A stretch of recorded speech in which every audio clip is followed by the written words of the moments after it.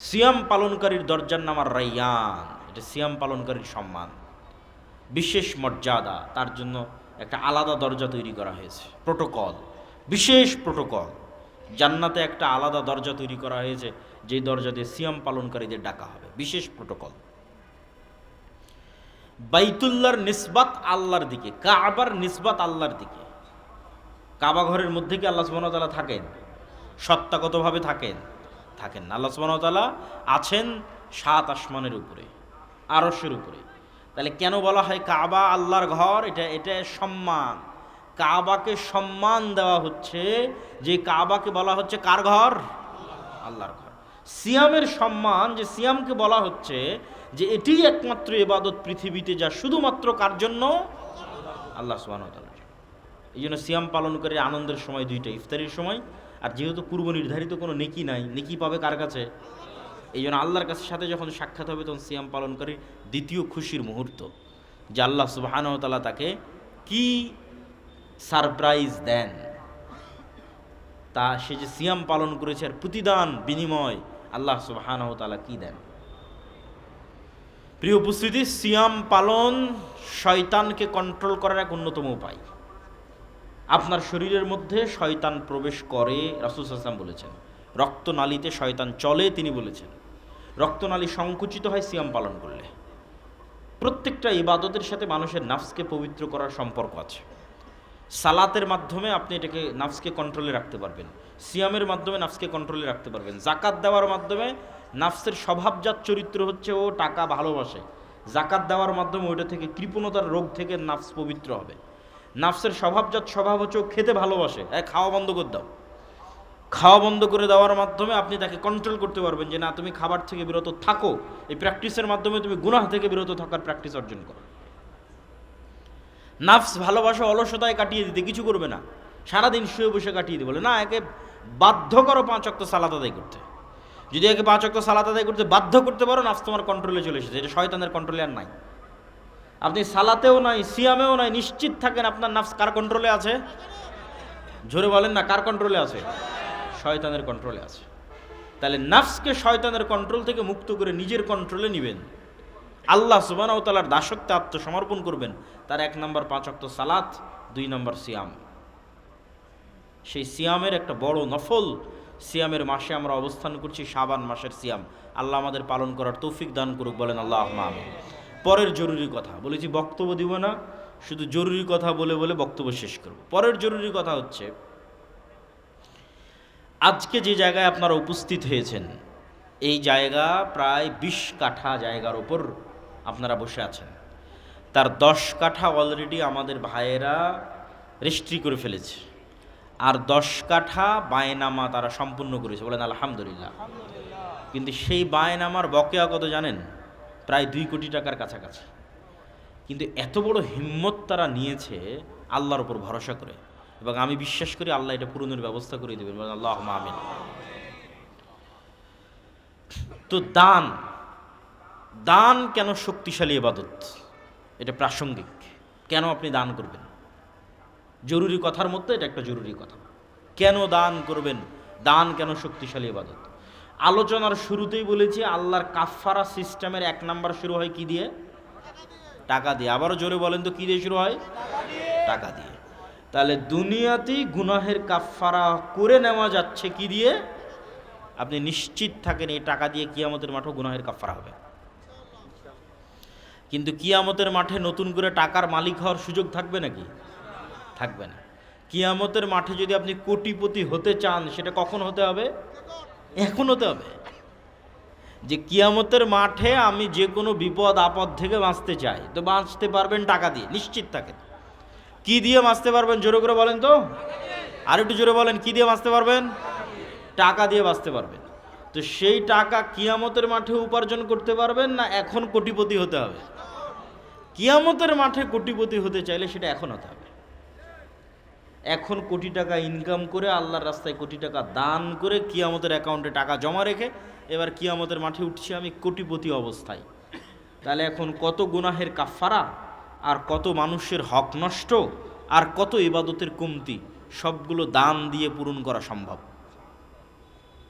সবগুলো দান দিয়ে পূরণ করা সম্ভব। এই জন্য আল্লাহ সুবহানাহু ওয়া তাআলা বলেছেন, ইন্নাল্লাহা আশতারা মিনাল মুমিনিনা আনফুসাহুম ওয়া আমওয়ালাহুম বিআন্না লাহুমুল জান্নাহ। আল্লাহ জান্নাত বিক্রি করে দিতে চান দুই শ্রেণীর মানুষের কাছে, যারা তাদের সবচেয়ে দামি সম্পদ নিজের আত্মাকে আল্লাহর রাস্তায় কুরবানি করে দিবে, মানে জিহাদ ফি সাবিলিল্লাহ করে শহীদ হয়ে যাবে। দুই নাম্বার, যারা তাদের ধন সম্পদ দিয়ে জান্নাত কিনতে চায়। ঠিক গুলশানে প্লট বিক্রি হয় না, ফ্ল্যাট বিক্রি হয় না, আল্লাহ জান্নাতের ফ্ল্যাট সেল করছেন, আল্লাহ বিক্রেতা, এবং এটাকে আল্লাহ ব্যবসা হিসেবে নাম দিয়েছেন, হাল আদুল্লুকুম আলা তিজারাতিন তুনজিকুম। তো আমি কি তোমাদের এমন একটা ব্যবসার কথা বলবো না যেই ব্যবসা তোমাদের নাজাত দিবে জাহান্নাম থেকে? এটা ব্যবসা, আল্লাহ বিক্রি করবেন, সেল করবেন। জান্নাতের ফ্ল্যাট, জান্নাতের প্লট, জান্নাতের বাগান, জান্নাতের নদী নালা ঝর্ণা সব বিক্রি হবে। একটা গল্প শোনেন।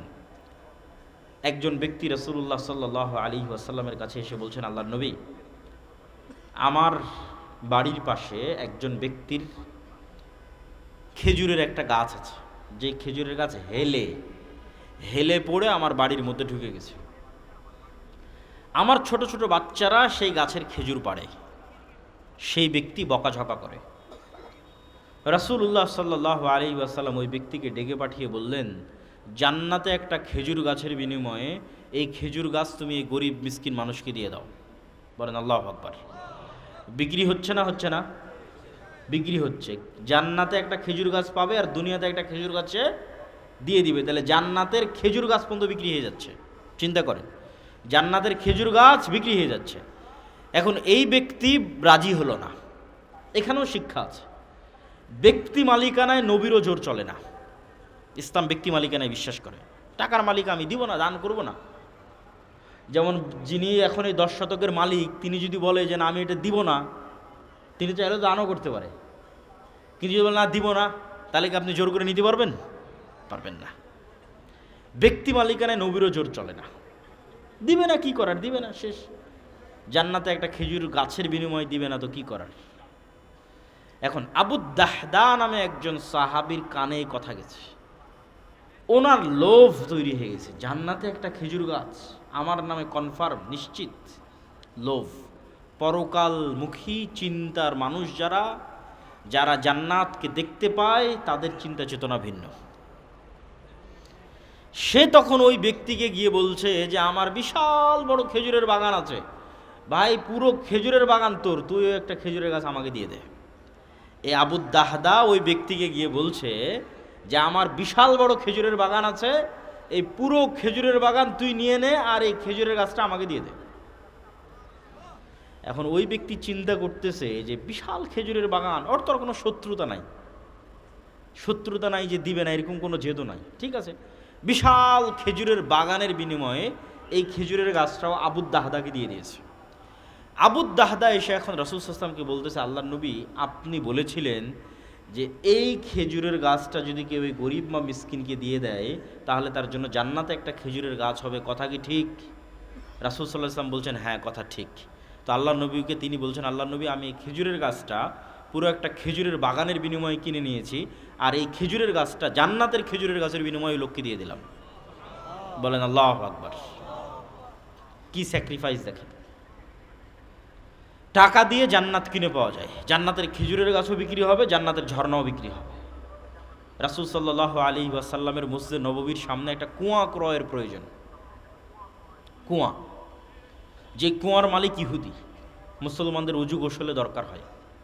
আল্লাহর নবী বললেন, জান্নাতে একটা ঝর্ণার বিনিময়ে কে এই কুয়া মুসলমানদের জন্য ওয়াকফ করে দিবে? উসমান ইবনে আফফান বললেন, আল্লাহর নবী, জান্নাতে একটা ঝর্ণার বিনিময়ে আমি এই কুয়া কিনে আল্লাহর রাস্তায় ওয়াকফ করে দিলাম। আল্লাহু আকবার। সে উসমান বিন আফফানের সম্পদ এখনও আছে। উসমান বিন আফফানের নামে ব্যাংক অ্যাকাউন্ট আছে, উসমান বিন আফফানের নামে খেজুরের বাগান আছে, উসমান বিন আফফানের নামে অসংখ্য হোটেল আছে মসজিদে নববী এবং মক্কার হারামের পাশে। উসমান বিন আফফানের দান শেষ হয়নি। আজ 1400 বছর পার হয়ে গেছে, উসমান বিন আফফানের সাদাকায়ে জারিয়া চলমান আছে। বলেন আল্লাহু আকবার। কি তাদের ইখলাস আর কি তাদের নিয়ত! তো অর্থ খুব প্রয়োজন, অর্থ দিয়ে জান্নাত কিনে পাওয়া যায়।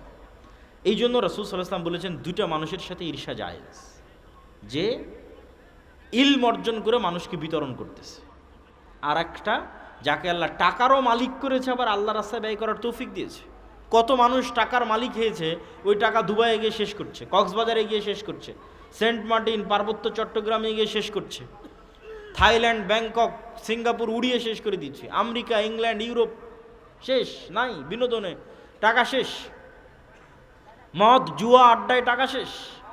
কয়জন লাখপতি কোটিপতিকে আল্লাহ এই তৌফিক দিয়েছে যে তার ওই কোটি টাকা লাখো টাকা আল্লাহর রাস্তায় ব্যয় করার সুযোগ দিয়েছে। আল্লাহু আকবার। এই সত্যি সৌভাগ্যবান, দাউদ সুলাইমানের মতো সৌভাগ্যবান। দাউদ সুলাইমান যেমন সৌভাগ্যবান, কোটি টাকার মালিক, কিন্তু সেই টাকা ব্যয় হবে আল্লাহর রাস্তায়। উসমান ইবিন আফফানের মতো সৌভাগ্যবান, কোটিপতি, কিন্তু ব্যয় হবে আল্লাহর রাস্তায়, বিনোদনে নয়, আরাম আয়েশে নয়। এর চাইতে সৌভাগ্যবান পৃথিবীতে কেউ নাই। এই জন্য টাকা উপার্জন করতে হবে এবং টাকা উপার্জন করে আল্লাহ রাস্তায় দান করতে হবে। মুসলমানেরা ব্যবসায়ী জাতি, বিজনেসম্যান কওম, তাদেরকে চাকুরিজীবী বানিয়েছে ইউরোপিয়ানরা। ব্যবসা না করলে দান করতে পারবেন না। কেন কৃষিকাজকে আল্লাহ অপছন্দ করেছে? কৃষিকাজের নাম কাফের, শাইখ বলে গেলেন। মাটিতে বীজ লুকিয়ে রাখে, আর যে কাফের সে ঈমান লুকিয়ে রাখে, আর ওই কাফের কৃষক মাটিতে বীজ লুকিয়ে রাখে। কৃষি কাজ করে দান করা কঠিন আছে। দান করতে হলে ব্যবসায়ী করতে হবে। এই জন্য রাসূলুল্লাহ সাল্লাল্লাহু আলাইহি ওয়াসাল্লাম বলেছেন, আত-তাজির আস-সাদুক আল-আমিন, সত্যবাদী আমানতদার ব্যবসায়ী কিয়ামতের মাঠে নবী রাসূলদের সাথে থাকবে। কত বড় ফজিলত! সত্যবাদী আমানতদার ব্যবসায়ী কিয়ামতের মাঠে কাদের সাথে থাকবে? নবী রাসূলদের সাথে থাকবে। এই জন্য ব্যবসা করে টাকা উপার্জন করে আল্লাহর রাস্তায় দান করতেই হবে।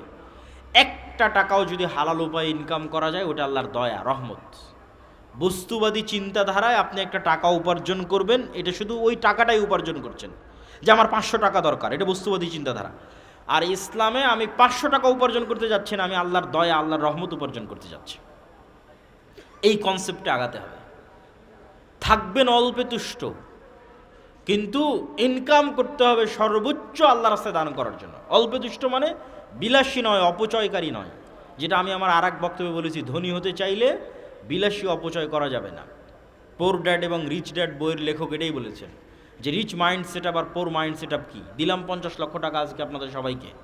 গরিবকে, যে 50 লক্ষ টাকা নিয়ে গিয়ে মনে করবে যে আমি একটা দামি 3 পিস নিব, দামি পাঞ্জাবি নিব, দামি জুতা নিব, দামি গাড়ি নিব, এ গরিব, আজীবন গরিব থাকবে। আর যে 50 লক্ষ টাকা নিয়ে গিয়ে বলবে যে আমার ছেঁড়া পাঞ্জাবি আছে, পাঞ্জাবি ছেঁড়াই থাক, আমার জুতা ময়লা আছে, ময়লাই থাক, এই 50 লক্ষ টাকা এমন জায়গায় ইনভেস্ট করব যেখান থেকে আবার টাকা ইনকাম হবে। এখন যে নিয়ে গিয়ে গাড়ি কিনলো, গাড়িতে তো তেল খরচ হবে, টাকার খরচ তো আরও বেড়ে গেল। আর যে 50 লক্ষ টাকা নিয়ে গিয়ে এমন জায়গায় ইনভেস্ট করলো যেখান থেকে টাকা বের হবে, ধনী কোনো না কোনো দিন ধনী হবেই। তাহলে অল্পে তুষ্ট মানে ওই যে বিলাসিতা, বিলাসিতা মুক্ত। তো যাক, আমি আমার আলোচনার মূল কথায় আসি। জরুরি আলোচনা করতে করতে বলেছি আলোচনা শেষ হয়ে যাবে। একটা জরুরি আলোচনা শেষ করলাম, সাবান। 2 নম্বর জরুরি আলোচনা হচ্ছে দান অত্যন্ত পাওয়ারফুল ইবাদত। দান দিয়ে জান্নাতে ফ্ল্যাট কিনতে পাওয়া যাবে, দান দিয়ে জান্নাতে ঝর্ণা কিনতে পাওয়া যাবে, দান দিয়ে জান্নাতে গাছ কিনতে পাওয়া যাবে, দান দিয়ে জান্নাতে ঘর কিনতে পাওয়া যাবে, দান দিয়ে জান্নাতে বাড়ি, প্যালেস, বিল্ডিং কিনতে পাওয়া যাবে। আজকে আপনারা যে মাটির উপর বসে আছেন, এই মাটির